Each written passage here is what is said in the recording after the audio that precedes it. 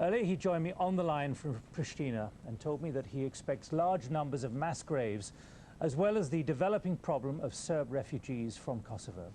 I'm afraid these were predictable, and indeed I pointed to those after my recent mission here to the Federal Republic of Yugoslavia. What we have been doing, as you are aware, together with General Michael Jackson, is a coordinated, meticulous effort at addressing the concerns of the Serbian population here in Kosovo and attempting to persuade them to remain here. Security, of course, will be fragile during this difficult transition, but with a strong military presence, with the arrival of hundreds of international police observers and monitors from the United Nations, we are certain that the security environment will soon be re-established, and there's no reason why the Serbs of Kosovo should be leaving in such large numbers. Incidentally, we spent 2 hours on television yesterday with General Mike and our deputies answering questions from the Serb population. We will be meeting in 2 hours from now with the Archbishop of the Orthodox Church to try and give him all the support we can for him to be positive and as effective as possible in persuading Serbs to remain here. And for those who left, incidentally, I believe they will soon realize that what I'm telling you is true, i.e. that stability will be restored, security will be restored, and that they could return safely. Well, mindful, though, of the post-Dayton Bosnian problems for the last 3.5 years, do you believe you can ultimately create a multicultural civil society once again in Kosovo? Well, you know, Nick, that I've always believed that in Croatia, in Bosnia, and I believe it is also possible here. I had yesterday my first contact with returning Albanian political leaders. We had a very thorough discussion on this very issue. I have received all possible assurances that these are the goals of the wide spectrum of political actors and forces in Kosovo, i.e. that they intend to create, with our international support, a truly multicultural, multi-religious, multi-ethnic Kosovo as a model for the rest of the Federal Republic of Yugoslavia and for the Balkans as a whole, and that is extremely encouraging. Sergio Vera de Mello, who is the UN Secretary General's special representative now in Pristina in Kosovo. In a short while, we'll look at the Russian-US negotiations going on in Helsinki on the future. British forces gone, well, how the first 6 days have gone? Well, the operation is going very well and continues to go well, and we're extremely pleased. I mean, as you've seen in and around Pristina, the British forces are very much in evidence. And what we're trying to do, and I think we're doing it pretty successfully now, is to create a stable and secure environment with the hope that the people that currently live here will stay here, and it's a safe environment for particularly Albanian people to return. And I think if you were around in Pristina last night, it was a quiet night. There was no violence here, and actually it is getting that secure environment. Are you surprised that you've met this little resistance? I'm pleased that we've met this little resistance, but actually our experience here and our experience in Bosnia 3 years ago is that when there is an agreement in place, particularly on the Serb side, they are very good at carrying out their requirements under it. And I think we've seen that both by the VJ and the MUP. And the fact they've withdrawn isn't a surprise. I'm pleased we haven't had more incidents of violence and opposition to us, but as you've seen, where there have been such incidents, we've responded robustly and we'll do so again. How difficult is it being to be even-handed and be seen to be being even-handed with both the major communities? Well, it's a challenge, but frankly, we don't draw distinction between Albanian Serbs or anyone here. I mean, our mission, particularly in this city at the present moment, is to create that stable and safe environment. And if that means talking to Albanians, it means talking to Serbs, it means talking to anyone. Indeed, the headquarters that I'm just moving into, the building I'm moving into with my headquarters, was a Serb-run factory. We're employing a number of the people there to help us in our sort of labouring type tasks. Now that's a good thing because that will actually pin some people to stay earning wages in this city. So we're doing everything we possibly can to try and keep the people who live here to stay here. We're still hearing of many incidents around the province of Kosovo. How soon do you think you will be able to secure the whole province and get the message out to people that it's safe for them to start returning home or coming down from the mountains? Well, I think the message is gradually trickling out that it is safe. Now, of course, you say how soon. The answer is it will be at the end of the period of the agreement, which was 11 or so days. And by that time, I'm quite confident that General Jackson's plan, that the VJ should withdraw by then, will be complied with, and the NATO forces, the KFOR forces, will move up and occupy that area. And obviously there's the UCK element. We are being very firm with them too. Weapons are not to be carried, and where weapons are found on them, they are removed. We're being extremely robust in this and determined to be even-handed. This morning you took us to see this police station, the MUP, the Interior Police. It was a place that was run by men in uniform. You wear a uniform. And how did you feel when you walked in and saw what appears to be a torture chamber? It is quite extraordinary what one saw in there, that actually man could do that kind of thing to another man. To see a box of knuckle dusters and so on. I mean, frankly, you know, we're in the last part of this millennium. I think we can still do that kind of thing to each other. It's quite extraordinary. And thank goodness the MUP from this area have withdrawn, and the VJ, who obviously must have provided some of the security in the area. Frankly, it's a good thing that they've gone, and we look forward to them removing themselves from the rest of this country, so that the Serb civilians and the Albanian civilians can live in peace and security and some stability here. Civilians really aren't to blame for this, but once you get militant forces and the people like the MUP behaving like this, it's quite despicable. General Richard Dannett, Commander of British Forces, thanks very much for joining. Here was, if it was true, was absolutely harrowing. The situation was, on the 30th of April, the Serbs were now marching and advancing through Kosovo, east to west, coming down a road behind me and onwards through there. Villagers would describe how they could see other villages being hit by the Serbs because of the fire coming from the burning houses. The militaries and paramilitaries and policemen would walk through villages, throwing grenades into houses as they went and setting them on fire. Quite often people told us that families were inside when they threw these grenades. 6,500 refugees ended up at this village here, pursued as the refugees emptied out of each village. They gathered here. It's getting too close to the main road. They were cut off probably by Serbs there and decided then to head off into the hills. Now 6,500 men, women and children cannot move very fast. And at least 50 or 60 men between the ages of 20 and 35 were taken from the crowd by the paramilitaries, if we're to believe what we were told today, and held here in a house under guard for 3 or 4 days. The rest of the refugees, 6,500, heading up the hill behind me, fleeing to now what they believe the only sanctuary left, which was into the hills, with Serbs shooting at them as they went. Only men died in this massacre, and we asked them, why only the menfolk? What's the difference between men and women and children running for cover? They said the men would gather around the women and children as they ran, keep protecting them with their bodies as they went through the woods. The Serbs came up on the other side of a hill here, and the refugees were caught in a crossfire. Now, about 196 people are believed to have died in that particular episode, which lasted 1 day. We know that because there are 196 grave sites dotted around this hill. We were taken to 19 graves. Now, these grave sites were created at great risk to the people who dug them, because once the Serbs had occupied the villages, they would have to flee into the hills and hide away with the KLA. Only at night could they come down, identify the bodies, and then bury them, for fear of it being discovered during the daytime. So the grave sites are all over the place here.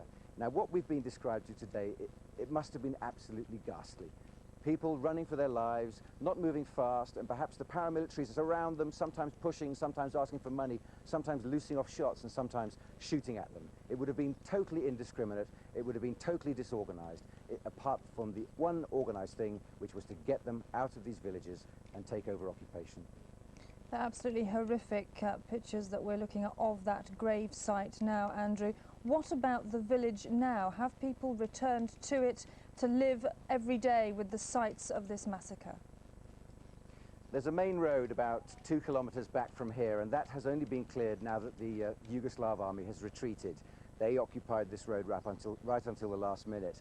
Now on that road are tractors heading in all directions. They're carrying people's goods and families back to the villages to find out where they are. Now this village is, there aren't many people around here frankly today, but they're returning all the time. Every now and then a tractor comes past. They return to find what happened. They liaise with KLA officers or representatives who stayed in the hills in the area, and they gather as much information. Everyone we meet has a small piece of paper. Perhaps he's written down the names of the paramilitaries, the Serb paramilitaries that occupy the village. Perhaps he's written down the numbers of people and where he saw them flee, because they're trying to gather as much information as possible out of what must have been a totally chaotic situation for when the war crimes investigators come in. And of course we come in as well. I'm sorry to interrupt there. Do you think the investigators will be able to do something, about these crimes with the help of this kind of evidence? Well, since Qershor made Kosovo almost relatively safe, media, UNHCR, other aid agencies and Qershor are spreading out, fanning out through the whole region and coming across this sort of event, just like this one, in thousands of different villages. People will approach you. It may be us who gets there first, it may be aid agencies who get there first. They approach us with these small documents and struggle through anecdotal evidence and things they've heard. Perhaps the person who saw it is now dead, killed himself, passed the story on to someone else. That story gets told to us by 4 or 5 different people, speaking in a language which not only is difficult to understand, but also is descriptive in different ways to our own, and so versions get twisted. The war crimes investigators are going to have a real puzzle to unravel all this, because some people say there's a grave site here, others say, no, no, it was over there. Some people say we were shot at here, others say, no, no, my cousin told me they were shot further up the hill. But there were deaths. And to complicate the situation, we've also been told today that many villagers believe the missing people, many missing people, perhaps 50 or so from this area, were actually taken back to Serbia by the Yugoslav army, they believe to be ethnically cleansed over there. Andrew Wilson, thank you. Andrew reporting there from the village of Vrboc. Home. Those who arrived on foot are crammed into taxis and hired cars. Whole families inching towards the Blace crossing in the June heat. Sadri Skrodra told me he didn't care what was waiting for him in Kosovo or how long he'd have to wait to get there. He just wanted to be home. Kadira Arifi said she'd feared she wouldn't live to see this day when she could return to Kosovo. This exodus from Macedonia is being led by those refugees who left Kosovo right at the beginning of the war. Some 150,000 have been sheltering with host families here, and they still have some of their possessions and, crucially, some money. Those in the refugee camps who escaped Kosovo with little more than their lives are leaving too, but more slowly. For Halid Dashi, it'll be the first time she's taken 1-month-old Albert home. He was born in the camp. Others have decided that it's not yet safe to return. Hilna Gashi said he was waiting for NATO to say all the Serb forces had left Kosovo. The United Nations Refugee Agency is still urging these people to wait, but there is a growing impatience to be away from here, even though worse may lie ahead. Emma Hurd, Sky News, on the Kosovo-Macedonian border. Emma joins us now from Blace on that border with Kosovo. Emma, we've obviously been seeing this continual flow of refugees, and yet from your report there we saw the pictures of a young mother and child putting themselves at risk just walking along that road. That's right. If I can just explain, Fiona, I'm actually at the Stankovic refugee camp, which is just a few kilometres away from the border. We've been watching the exit here to see just how many people are heading out of the safety of this camp and over across to where they have to queue to go over the border into Kosovo. We've seen about 30 or 40 leaving every hour, I think, carrying a few of their possessions. The flow has stopped a bit for the moment because the heavens have opened and we've had quite a storm here. But they have been leaving. The UNHCR have told them not to go, to wait here until Kosovo is considered safe, until the mines have been cleared, until NATO troops have given the all clear for all the towns and villages there. But these people just want to get back to their homes, to see what's left of them and to see their families again. Many of them have been separated from their relatives for several months now. Is there also an attitude of we've seen so much, we've been through so much, it basically can't get any worse? Yes, there is. There is a feeling that they've actually survived the worst of things. There is a sense of optimism almost. We see smiling faces as they're heading out to here. We don't know whether they'll be smiling when they actually reach their villages and see what's happened, what the Serbs have done to their homes. But certainly they're happy to be leaving Macedonia. They've had a terrible time here. It has been extremely difficult for them. First they were herded over the border by the Serbs, and then they received very little welcome from the Macedonians. They were herded into camps. The conditions in those early days back in April were extremely difficult. They are somewhat better now, but still these people are living crammed into tents. It gets rather hot here in the June sunshine, and then of course we have the storms like we've just had now.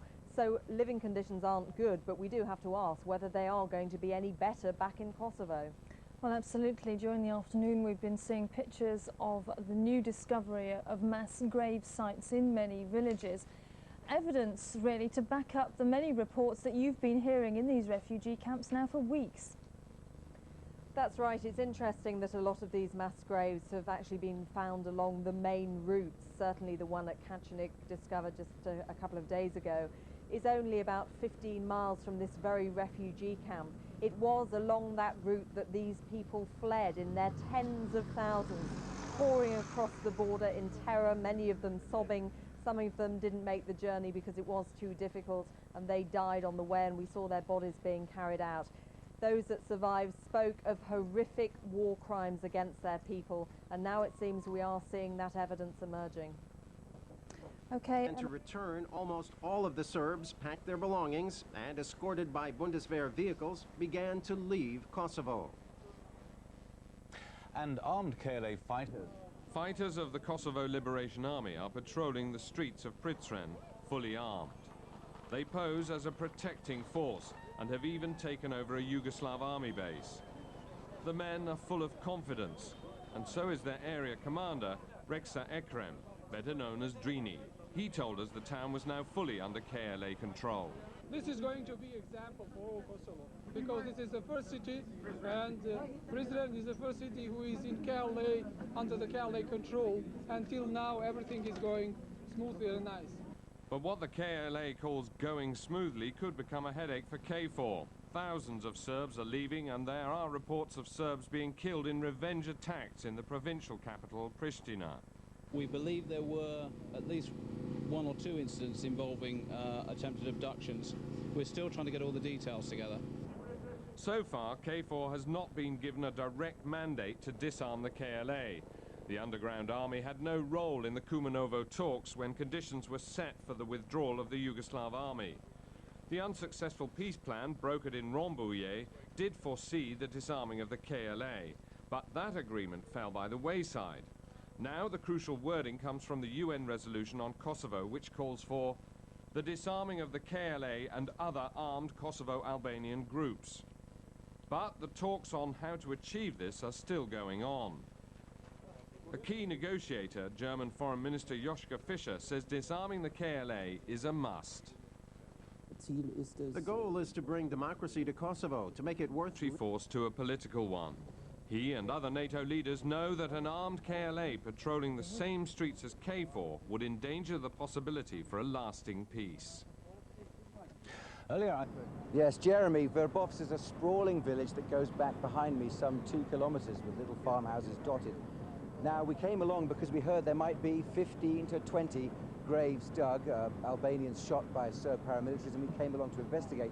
But we spoke to people on the way, and in the conversations that we had with these people, we realized and managed to piece together a much more harrowing impression of just how ruthless this ethnic cleansing process was in the past 2 months. It seems that about the last week of April, some 5,000 or 6,000 refugees gathered in these fields behind me here and were given food and shelter and water by the villagers of Verbos.